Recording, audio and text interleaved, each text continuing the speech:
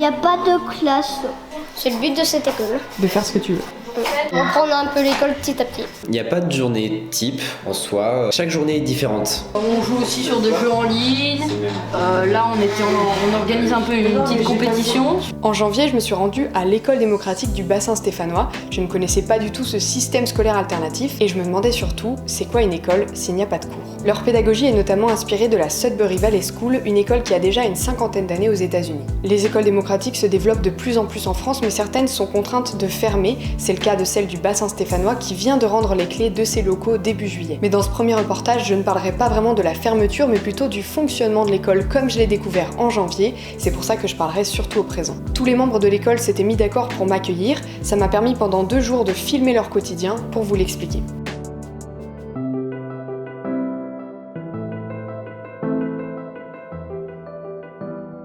Quand je me suis rendue à l'école démocratique en janvier, elle accueillait 18 membres étudiants et étudiantes de 6 à 16 ans, 4 membres staff, 2 à temps plein et 2 à mi-temps. Globalement, une école démocratique, elle offre la possibilité aux enfants d'apprendre en autonomie, librement, au gré de leurs activités. C'est une association qui gère l'école et il faut donc y adhérer pour s'inscrire. Le but de l'association, c'est ça, c'est créer une école. Donc ensuite, tout simplement, on est tous membres de l'association pour ceux qui sont dans l'école. Chacun donne ce qu'il veut comme cotisation, donc ça va de 0 jusqu'à... il y a des gens qui ont donné 150 € pour l'année. Pour le premier enfant d'une famille, l'année coûte 2 980 € et pour chaque nouvel enfant d'une même famille, l'année scolaire coûtera 1 000 €. L'école se trouve à Terre-Noire depuis son ouverture en mars 2018 et les locaux loués à l'Armée du Salut font 500 m² et abritent 18 salles différentes. Les membres étudiants ont parfois vécu du harcèlement ou des phobies scolaires et pour d'autres, c'est le système scolaire classique qui ne leur convenait pas. Cette structure est la seule dans la Loire et 2 jeunes faisaient la route depuis la Haute-Loire pour s'y rendre. Quelle est la différence pour toi entre les 2 écoles? On ne s'est pas crié dessus tout le temps, ça c'est bien. Ensuite, on peut travailler comme on veut. Si on a envie de travailler, on peut travailler, ou si on n'a pas envie, on peut rester faire ce qu'on veut. C'est possible d'intégrer l'école n'importe quand dans l'année. Par exemple, Laëlian habitait à Paris et venait d'arriver 2 jours avant que je vienne en janvier. À l'école traditionnelle, le rythme il m'allait pas. J'arrivais pas à me concentrer. J'allais plus lentement que les autres. Pour les règles de vie, il n'y en a que très peu. Des 7 pages initiales, il n'en reste plus qu'une. Il est par exemple précisé que chaque individu peut pratiquer l'activité de son choix sans être interrompu et jouir du droit de refuser une activité qu'on lui propose. À l'école traditionnelle, on a l'habitude d'entendre professeur, maître, enseignante ou institutrice. Mais à l'école démocratique, on parle de membres staff et membres étudiants. Même si les membres se tutoient tous et sont égaux parce qu'ils ont tous une voix au conseil d'école, il y a quand même une certaine différence entre ces 2 statuts. Les staff, c'est pour désigner les gens qui sont membres de l'encadrement. On dit aussi membres de l'équipe d'encadrement. On essaie de se répartir la charge de travail comme on peut en fonction des capacités de chacun et des compétences de chacun. Et du coup, voilà, il y a une espèce de truc de... les membres de l'équipe, ils sont là pour faire tourner l'école. Et membres étudiants, c'est pour différencier avec les jeunes qui, eux, sont là au titre de leur scolarité. Mais ça veut dire aussi une différence, c'est-à-dire que les membres étudiants peuvent s'impliquer dans le fonctionnement de l'école, mais ne le doivent pas. Et en parlant d'implication, Florian est l'un des membres étudiants les plus âgés et aussi le plus impliqué de l'école. Florian a l'âge d'être en seconde et au sujet des études, il ne s'inquiète pas trop. Tu as 15 ans, donc tu commences à t'approcher un peu de l'âge lycée, de l'âge des études supérieures. Qu'est-ce que tu envisages par la suite ? Je me laisse une porte à ce niveau-là. Je me dis que j'ai pas à me mettre de pression là-dessus, que j'ai le temps et que si un jour j'ai envie de passer le bac, j'aurai la possibilité de le faire en fait. Voilà. Et du coup, est-ce que tu sais déjà un peu le métier que tu veux faire plus tard ? Pas vraiment, j'hésite entre plusieurs métiers. Forcément, tous demandent à un bac. Du coup, j'hésite vraiment entre psychologue, juge, prof d'histoire géo et anthropologue. Il n'y a pas de classe. C'est le but de cette école. De faire ce que tu veux. Et de reprendre un peu l'école petit à petit. Voilà. Et du coup, qu'est-ce que tu as envie d'apprendre par exemple cette année ? Multiplication, c'est tout. Ouais. J'ai envie d'apprendre ça. Bon maintenant, comment ça se passe au quotidien dans l'école? Les membres étudiants arrivent le matin, quand ils veulent, avant 10h30. Tout le monde quitte ses chaussures et remplit la feuille d'appel. L'école est ouverte 4 jours par semaine à partir de 9h. Il n'y a donc pas d'emploi du temps mais à une seule condition.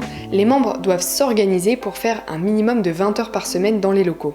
On a 2 obligations dans l'école qui sont le ménage et les annonces, qui se font toutes les 2 le matin vers 10h30. Et puis c'est tout en fait, après c'est que du temps libre. On va leur rappeler aussi que les annonces c'est un moment pour se donner de l'information, pour se donner des nouvelles sur les projets en cours. Donc parce que Hugo pensait que c'était un moment pour se dire ce qui allait pas dans l'école et du coup c'est pas ça. C'est bien de se le redire, voilà, pour ceux qui viennent d'arriver. Et pour le ménage, tout le monde s'y met, peu importe l'âge. Et dans cette salle, elle devra balayer ou aspirer, c'est comme elle a envie, et laver une fois par semaine. On laisse chacun juger de l'état de la salle. Alors viens, on va regarder ce qu'il a, Wassim, comme tâche de ménage. Wassim, il a le petit couloir, c'est tout?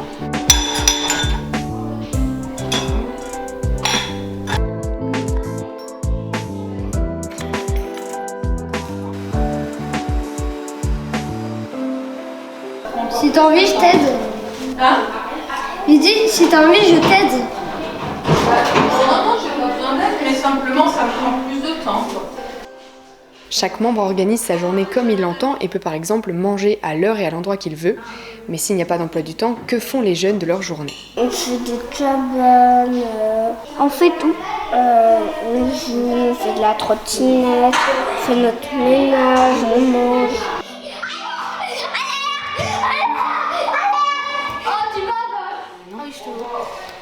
Vous jouez tous les jours à Minecraft? Oui. Ouais, très souvent. C'est parti! Et souvent tous les 3 du coup? Oui. Souvent à 2 et puis ouais parfois à 3 ou à... Vas-y, ouvre les clés, on regarde sur ton écran. Qu'est-ce que tu vas voir? On joue aussi sur des jeux en ligne.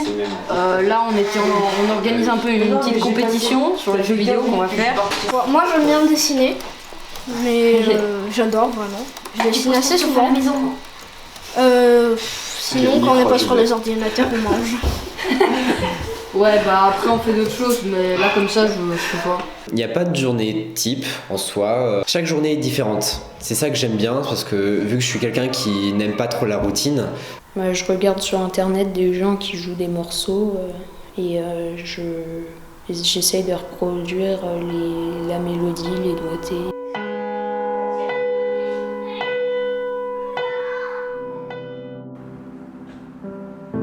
Dans cette structure, des activités sont proposées comme de l'escalade, de la piscine, des jeux de société, mais aussi le club cuisine et photo.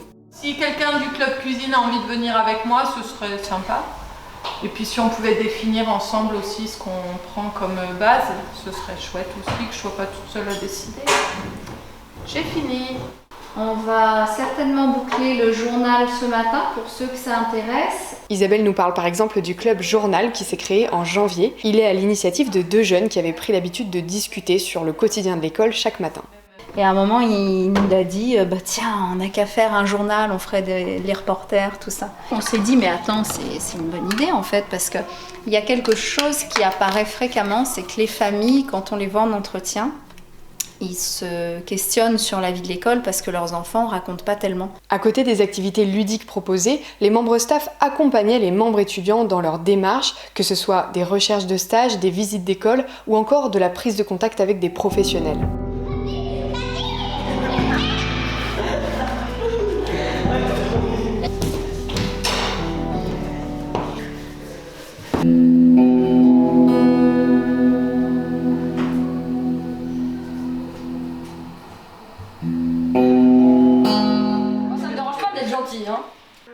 Après une journée à l'école, j'ai vite remarqué la grande place que prenaient les écrans. Les membres ont un accès total et peuvent apporter leurs tablettes, téléphones et ordinateurs personnels. On estime que faire l'expérience de l'utilisation des écrans globalement, ça permet de comprendre de quoi il s'agit.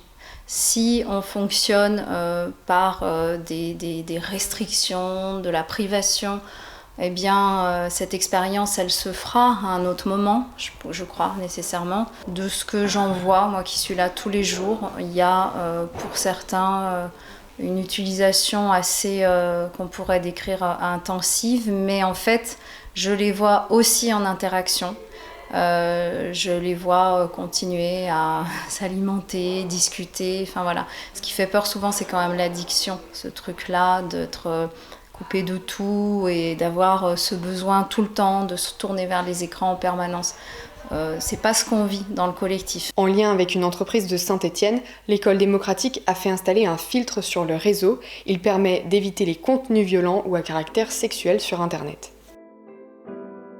Dans cette structure, les décisions sont prises pendant le conseil d'école. C'est une instance de décision qui permet de prendre des décisions dans l'école. Elle a lieu tous les jeudis après-midi. Alors, toutes les décisions ne se prennent pas en conseil d'école, uniquement les décisions qui impactent le collectif. Donc il y a deux manières d'impacter le collectif, soit c'est créer une contrainte sur les membres de l'école, soit c'est une contrainte financière. Et donc chez nous, il y a un porteur de propositions et il y a une première lecture. Et là, si quelqu'un fait une objection, ça bloque direct. Ça va laisser une semaine pour rediscuter la proposition. Et à ce moment-là, il y aura la deuxième lecture, et là, ce sera un vote à la majorité, et non plus au consentement, comme en première lecture. Du côté des instances de régulation, le Conseil de justice a rapidement été remis en cause. Il ne correspondait pas du tout à la relation que les membres voulaient avoir entre eux. Il était jugé trop rigide. L'école a donc préféré des médiations moins formelles qui passaient plutôt par des discussions sans s'imposer un rendez-vous. Lorsqu'il y a des conflits entre membres étudiants ou membres staff, etc., de faire un temps de discussion avec deux médiateurs et les personnes concernées dans une pièce à un moment, posé où on va se demander ce qui s'est passé, pourquoi ça s'est passé comme ça, pourquoi on a réagi de telle manière, comment on a vécu la chose. Ça j'ai fait. Alexandra, elle, est une maman de 4 enfants. Après être passée par l'instruction en famille puis Montessori, c'est finalement l'école démocratique qui semble le plus correspondre à son état d'esprit. Les membres staff s'étaient donnés pour consigne de vivre 2 semaines d'immersion dans une école alternative avant d'ouvrir celle du bassin stéphanois. Certains des membres staff se sont aussi impliqués dans la branche française EDEC, autrement dit la Communauté européenne d'éducation démocratique. Mais aucun des membres staff n'a reçu de formation spécifique pour ouvrir cette école, alors je me demandais comment ils se positionnent par rapport aux jeunes. C'est très difficile pour eux de nous voir à la place où on se trouve, c'est-à-dire à égalité. Ils nous voient plutôt comme l'adulte, l'autorité. On peut se parler de la même manière. T'as pas besoin de me dire madame ou des choses comme ça, tout va bien. Et il y a tout un travail, je sais pas si c'est le mot travail, en tout cas il y a toute une relation qui va se mettre en place où on va bien sûr réexpliquer peut-être plusieurs fois qu'en fait chacun est au même niveau et que quand on est sur la discussion et qu'on a arrêté tout ce système punition, humiliation qu'il peut y avoir dans le système traditionnel, et en fait, l'enfant va très vite comprendre, l'enfant, l'adulte, enfin, la personne qui est en face de toi va très vite comprendre qu'il est à la même place. Il suffit de lui laisser cette place. La dernière des 4 inspections a donné lieu à 2 courriers recommandés avec accusé de réception de l'inspection académique, dont une mise en demeure.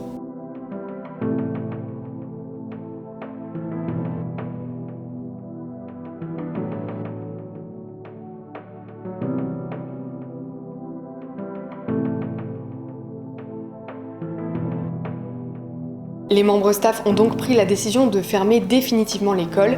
Ils ne voulaient pas coopérer au risque de perdre leur identité et ils ne voulaient pas non plus lutter contre cette mise en demeure qui allait leur demander de déployer beaucoup d'énergie.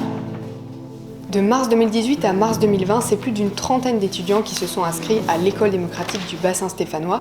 Des familles d'autres régions et notamment une famille d'Angleterre s'intéressaient récemment à cette école. Aujourd'hui, les membres staff, les étudiants et les familles souhaitent témoigner de leur expérience. Un courrier co-signé par une vingtaine de personnes a d'ailleurs été envoyé au maire de Saint-Étienne, à des adjoints et un député, et aussi à plusieurs personnes du ministère de l'Éducation nationale et à l'inspection académique.